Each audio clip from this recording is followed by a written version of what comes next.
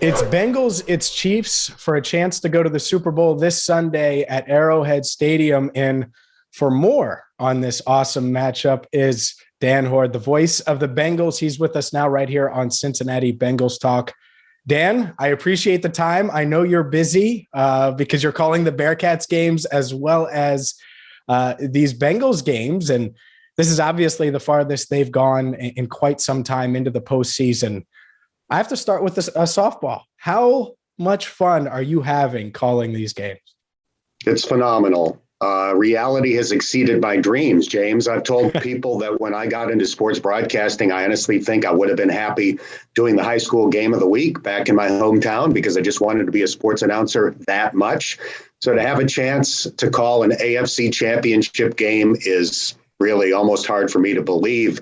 I've heard from a lot of my friends around the country in sports broadcasting, and they're happy for me and they're happy for the Bengals. And I've told them I can't imagine what it would be like to call a Super Bowl, and yet I think I'm going to.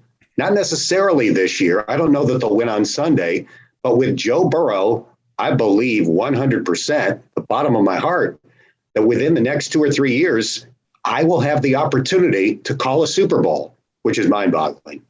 Yeah, I totally agree. Like the idea of covering a Super Bowl for me is like, oh, but it could happen this year. But yeah, there's a realistic possibility that it certainly happens in the future. Let's start with him because I think everybody expected him to recover from the ACL, going back to training camp and be, a really, really good quarterback. But has anything surprised you with how well he's played specifically over the past couple of months, or is it just mind-boggling in that sense as well that a second-year quarterback has played at this level?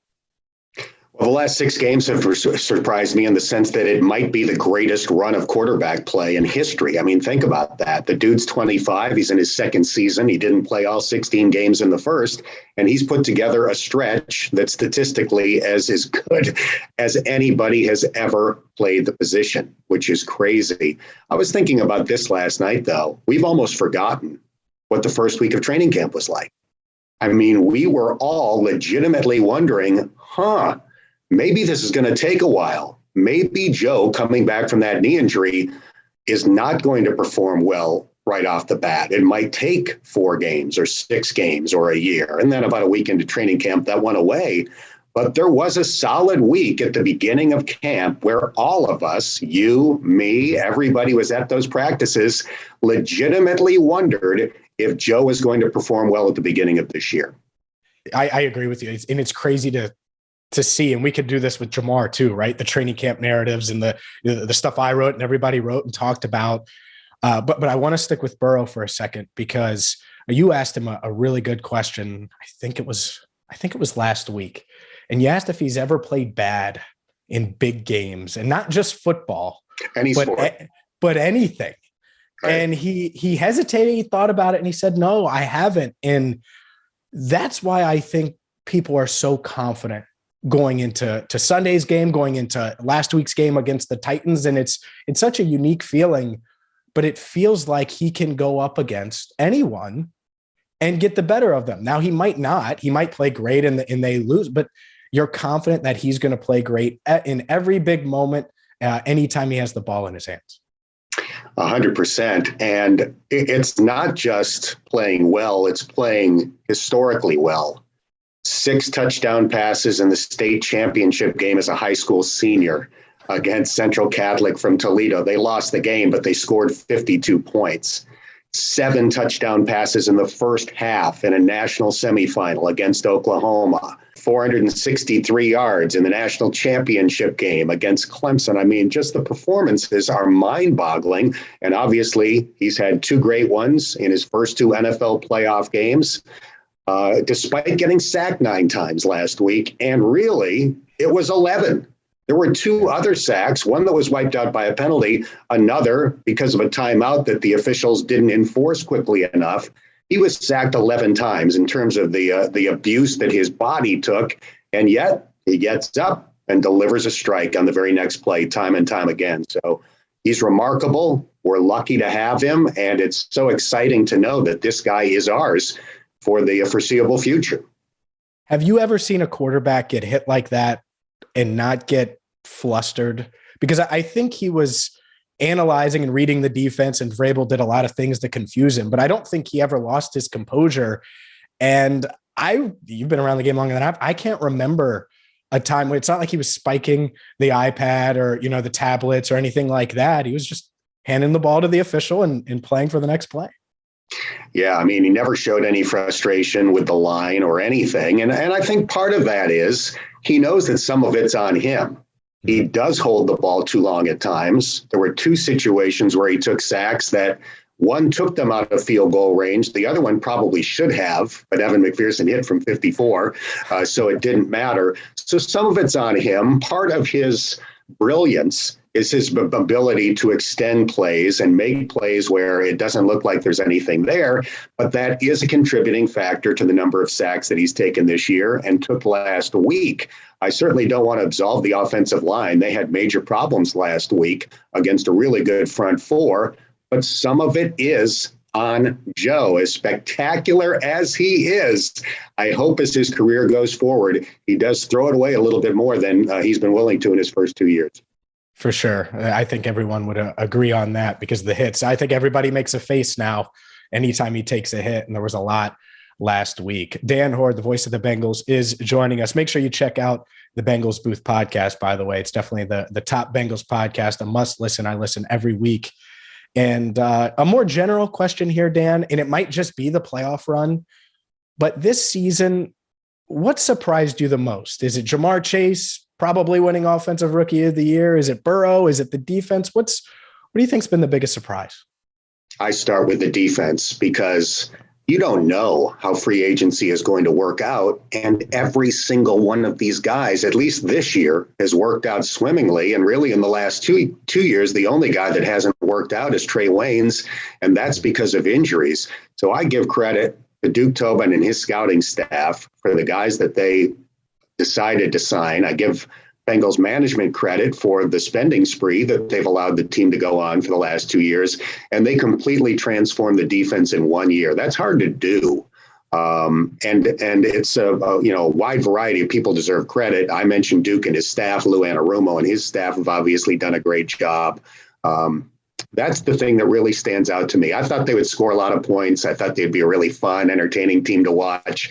I did not dream that they would have a defense that would be able to shut down some of the better offenses in the NFL, and they've done that this year. Yeah, they have, and I agree. I think that's the biggest surprise. I did not anticipate the defense winning games for them really at all this season, and they've done it really a ton, including last week against the Titans. Let's talk about Sunday's matchup against the Chiefs, and we can start with the defense and stick with that for now. What do you think they need to do to try to slow down Patrick Mahomes and company? Because after what I saw against the Bills, that's a tough ask in the postseason. The Bills and the Steelers, they played 2 playoff games and they've scored 42 points in each game. That's amazing and scary from a Bengals perspective. If you go back to the game on January 2nd, they held Tyreek Hill to 40 yards and Travis Kelce to 25. 65 yards between 2 of the best offensive weapons in the NFL. I think they had 246 combined last week against Buffalo. Now, it was overtime, so there's a little bit extra there, but still 65 yards out of those 2 guys. If they could hold each of those guys to 65 yards this week, I think that would be great. I honestly do. So I think that's a big key. I don't expect them to come close to replicating what they did in the first game, but can you prevent those 2 guys from killing you?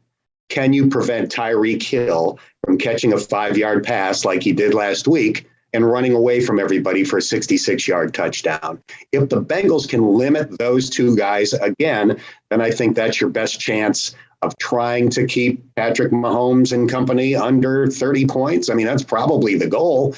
They gave up 31 and beat them the first time around. So you're probably hoping to hold them 30 or less. And certainly limiting Hill and Kelce again, I think would go a long way toward doing that. For sure. And if they could hold them to 30, even if you told me 30 right now, I'd probably take it just knowing, because that's what I've had in my head. And I've said all year long, really, is that's kind of the magic number in the NFL. If you get to 30, you feel pretty good. But against this Chiefs team in the postseason, given everything going on, it might be 40, right? And it was last week, which is insane to think about. So let's talk about the offense and what they have to do. Obviously, Burrow got hit a ton last week, but I was thinking about the Week 17 game against the Chiefs, and he got sacked 4 times, but he was hit, even at the end of that game. And I think that's just going to be something that everyone, including him, he has to live with if they're going to make a run here and beat the Chiefs and advance to the Super Bowl. What does this offense have to do to go into Arrowhead and squeak out a win? I think the really interesting thing from my perspective is how much will the Chiefs change on defense. They're one of the big blitzing teams in the NFL. We know that Joe Burrow is carving up the blitz better than any other quarterback in the NFL. The Chiefs did what they do at Paul Brown Stadium on January 2nd, and the end result was 4 touchdown passes by Burrow, 3 touchdown catches, and 266 yards by Jamar Chase. I can't imagine Charvarius Ward is going to spend a lot of time manned up against Jamar Chase again after giving up 30 yards on 3rd and 27. So the Chiefs are going to change what they do. They have to after that first game, but their secondary is not great. It obviously struggled last week. Gabriel Davis had a 200-yard receiving game for Buffalo. I saw him in college. He's a good player, but he's not a Pro Bowler by any stretch of the imagination. And the Chiefs could not cover him last Sunday night. So I think success has to come through the air. They're going to have to figure out the changes the Chiefs have made very quickly and go from there. Yeah, I agree. And I know Dave Lapham on your podcast said he preferred the Chiefs ahead of the Chiefs Bills. And in watching that, I think I agree. You could make some arguments either way, and it's going to be really tough regardless of who they got. But I think defensively, the Bengals can exploit some of that against the Chiefs. The other thing that I'm a little worried about, but I think they can iron it out because of last week and going into Nissan Stadium, the communication stuff. I think it was really good for them to experience that because it had been a little while since they had gone on the road and had never dealt with that as far as a playoff atmosphere. I think that could benefit them this week against the Chiefs.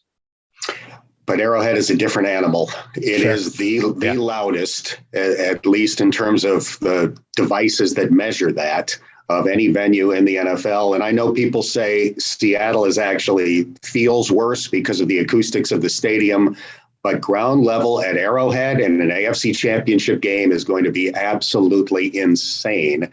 I imagine my ears will be ringing after that game on Sunday. So it's going to be a major challenge. By and large, they've handled that extremely well this year. I'm sure Joe Burrow has a lot to do with that.